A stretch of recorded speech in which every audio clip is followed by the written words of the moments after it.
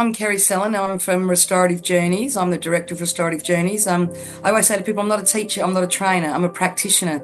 And I spent 35 years working in youth justice and was looking for something that worked because what we were doing, the blame and punishment game, wasn't working. So I was looking for something that did work, and that's when I tripped across this thing called restorative practices. And it fundamentally changed my life personally, but also fundamentally changed my life as a practitioner. I would say that my area of specialties in restorative practices is the explicit practice. So we are all about explicit practice accessible to everybody. So not just using the questions when things go wrong, but we have a proactive way of sharing this framework that is accessible to everybody. So whether I'm in a kindergarten working with a 5-year-old or whether I'm in an aged care facility or a prison or anywhere in between, it's about relationships. How do we build and sustain healthy relationships, and how do we repair conflict when conflict occurs? Because conflict is normal, combat is optional. Oh, yes, the coming back part is optional, and we hope that people would choose that, right? So is that what you're going to cover during your keynote session?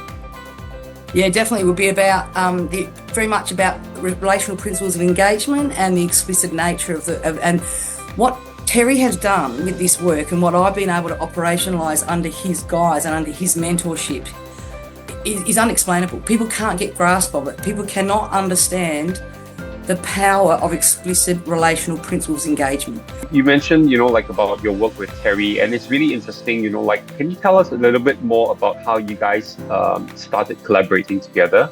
Yeah.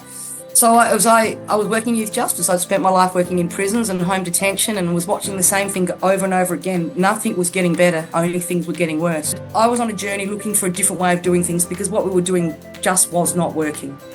And a colleague introduced me. She said, "Kerrie, you need to meet this man. His name's Terry O'Connell." I said, "Who is he? What does he do? Where's he from?" And she said, "He's a police officer from New South Wales." And I said to her, "Stop right there."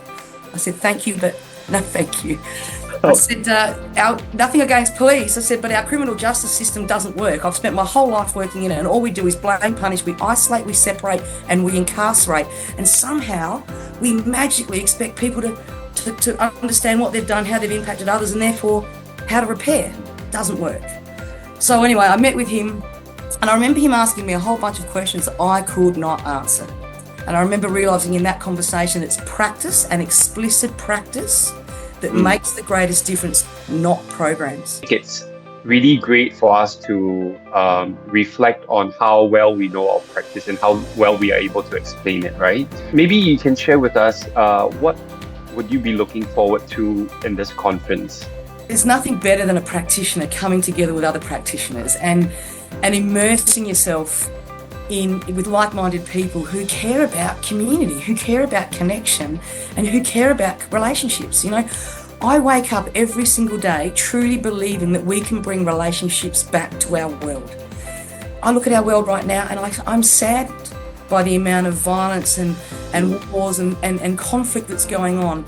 And what gets me out of bed every day is knowing that if we as a collective group of restorative practitioners can truly come together, and if we can be relational with each other, then we can create the conditions for the rest of our world to make sense of meaning of where they're at, what needs to change, and what their role in that change is.